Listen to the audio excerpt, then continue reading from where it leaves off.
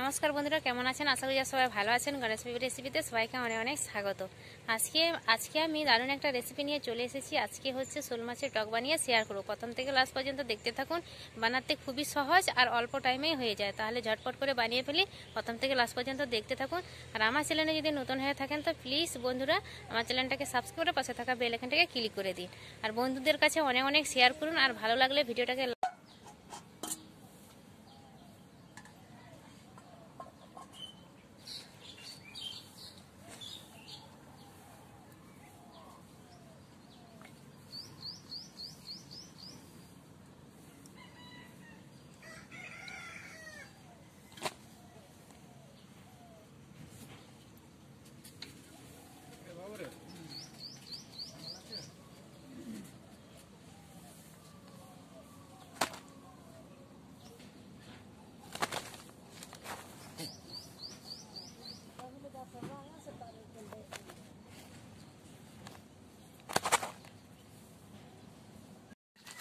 দেখুন বন্ধুরা, শোল মাছটাকে আমি কেটে নিয়ে ধুয়ে পরিষ্কার করে নুন হলুদ মাখিয়ে নিয়েছি ঝুড়ির মধ্যে।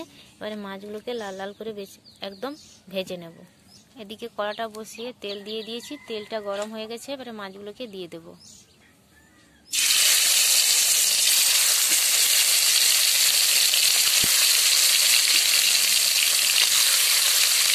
এটা কিন্তু দেশি শোল মাছ, আর দেশি শোল মাছটা শীতকালে খেতে কিন্তু খুবই ভালো লাগে।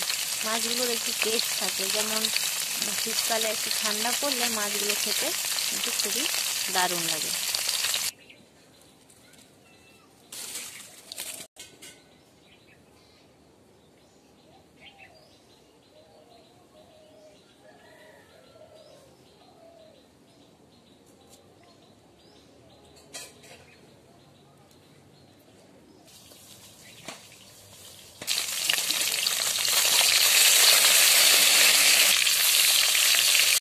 মাছ ভাজাগুলোকে উল্টে নেব একটু।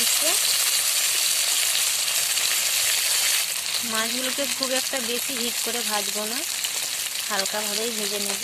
আর মাছগুলোকে একটু হালকা করে ভাজলেই কিন্তু খেতে ভালো লাগবে। আর টক রান্নাতে মাছগুলো কখনো হিট ভাজা করবে না। হিট ভাজা করলে না মাছের যে একটা স্বাদ থাকে, সেই স্বাদটা আর থাকে না। বন্ধুরা দেখুন, আমার মাছ ভাজা প্রায় হয়ে গেছে। আর এই মাছগুলোকে আমি তুলে নেব না, আর ফোড়নেও কিছু দিচ্ছি না। আপনাদের কাছে যদি 5 ফোড়ন থাকে তাহলে ফোড়নে দিতে পারেন। আজকে আমার কাছে ফোড়নটা নেই, তাই জন্য আমি দিচ্ছি না। খুব সহজভাবে শোল মাছের টক বানিয়ে দেখাবো। মাছটা ভাজা হয়ে গেছে। এবারে বেটে রাখা সর্ষে দিয়ে দিচ্ছি।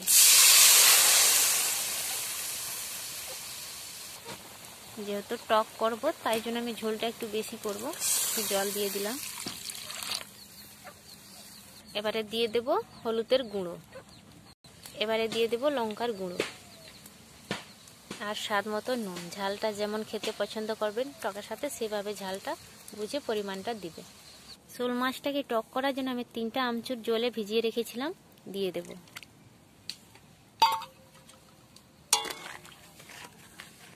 এবারে 2 থেকে 3 মিনিট ঢাকা দিয়ে ফুটিয়ে নেব। 3 থেকে 4 মিনিট হয়ে গেছে বন্ধুরা। দেখুন আমি ঢাকনাটা খুলে নিলাম। দেখুন বন্ধুরা, আমার রান্নাটা একদম প্রায় হয়ে গেছে। এবারে নামিয়ে নেব। তো বন্ধুরা, আপনাদেরকে শোল মাছের এই টক রেসিপিটা কেমন লাগলো অবশ্যই কমেন্ট করে জানান। ভালো লাগলে ভিডিওটাকে লাইক করে দিন, বন্ধুদের কাছে অনেক অনেক শেয়ার করুন। আমার চ্যানেলে যদি নতুন হয়ে থাকেন তো প্লিজ আমার চ্যানেলটাকে সাবস্ক্রাইব করে পাশে থাকা বেল আইকনটাকে ক্লিক করে দিবেন। একটা বাটির মধ্যে নামিয়ে নিয়েছি। তো বন্ধুরা সবাই ভালো থাকবে।